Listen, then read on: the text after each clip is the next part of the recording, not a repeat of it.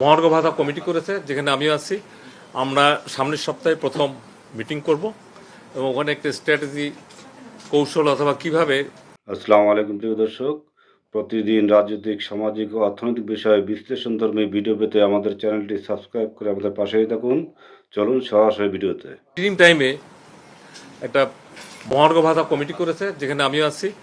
আমরা সামনের সপ্তাহে প্রথম মিটিং করব এবং ওখানে একটা স্ট্র্যাটেজি কৌশল অথবা কিভাবে আপার লিমিট লোয়ার লিমিট ঠিক করে, অফিসার স্টাফ স্ল্যাব ঠিক করে, ইনক্লুডিং পেনশনার, এবার যাতে পে স্কেল এই মহার্ঘ ভাতার সুবিধা পেনশনাররাও পায় সেই ব্যাপারে সরকার একমত।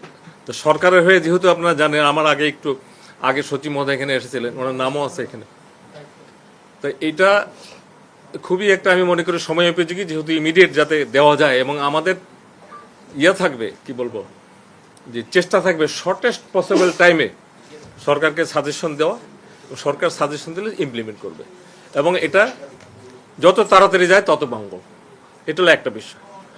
আরেকটা বিষয়, যে একটু আগে আপনারা নিজেরাই দেখেছেন, এতক্ষণ কভার করেছেন, যে আমরা বলি বঞ্চিত নিবাস আমাদের যে নিরসন কমিটি সংক্ষেপ, আমি নিজেও এটার একজন আবেদনকারী মাইসেলফ। আমার না হঠাৎ করে 110 দিন আগে চুক্তিতে আমাকে সরকার এনেছে, এর আগে তো আমি ওই কাতারেই, এবং যখন ওইটা ফাইনাল হবে, জিও হবে, আমারও নাম থাকবে। তো এটা 10 তারিখে ডিসেম্বরের, আপনারা প্রথম আলো যদি কেউ থাকেন, আমি দেখলাম যে প্রথম আলোকে ডিটেলস কভার করছে এটা। প্রথম আলো এটা হেডলাইন করে, অতএব এটা নিয়ে আলোচনা করতে চান। That is the summary of the report. মূল রিপোর্টে কার কি নাম, কাকে কোন পদবি দেওয়া হয়েছে, এবং এইটা আপনারা জানেন, একটা চাকরি যারা করে মিনিমাম একটা ব্যাপার আছে, একটা প্রসেস আছে। আমাদের ঊর্ধ্বতন অফিস থেকে সরকার যখন আমাদেরকে এটা পাঠিয়ে নির্দেশনা দেবে, একটা নির্দেশনা লাগবে, তবে পজিটিভ। এটা অবশ্যই শর্টেস্ট পসিবল জনপ্রশাসন, আমি এটুকু বলতে পারি, একদিনের মধ্যে আমরা এটা আমাদের লেভেলে উপরে যেখানে যাবে উইল ডু ইট। কারণ আমি নিজেই এটা একজন আবেদনকারী, এবং কতজন কি পদ এগুলো তো কেউই জানি না আমরা, যেহেতু দ্যাট ইজ স্টিল সিলগালা, ওটা আসতে হবে। তা আমরা যারা চাকরি করি, চাকরি করেছি, চাকরি করব, চাকরির কিছু বিধিবিধান আছে, এটা আমরা হয়তো অনেকে জানি অথবা জানি না, কিন্তু মানতে হবে। তো এর বাইরে আপনার আমার যাওয়ার কোনো সুযোগ নাই। It is a system, it is bureaucracy.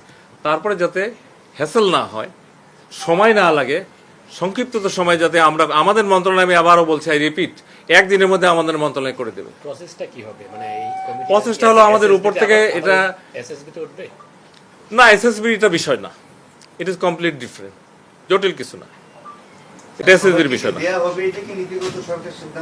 জি, এটা তো ওই যে আমাদের যে আমরা যে বঞ্চিত কি বলি, আমরা যে বণিক কমিটি বলি, এই কমিটি যে সাজেশন দিয়েছে, ডিটেলস যারা পেয়েছে তাদের একটা মন্তব্য আছে, কেন কিভাবে সাইন্টিফিক অ্যানালিসিস, আর যারা পায়নি কেন পায়নি সেই কারণটা প্রতিটি দরখাস্তের উপর। এই জন্য এত সময়।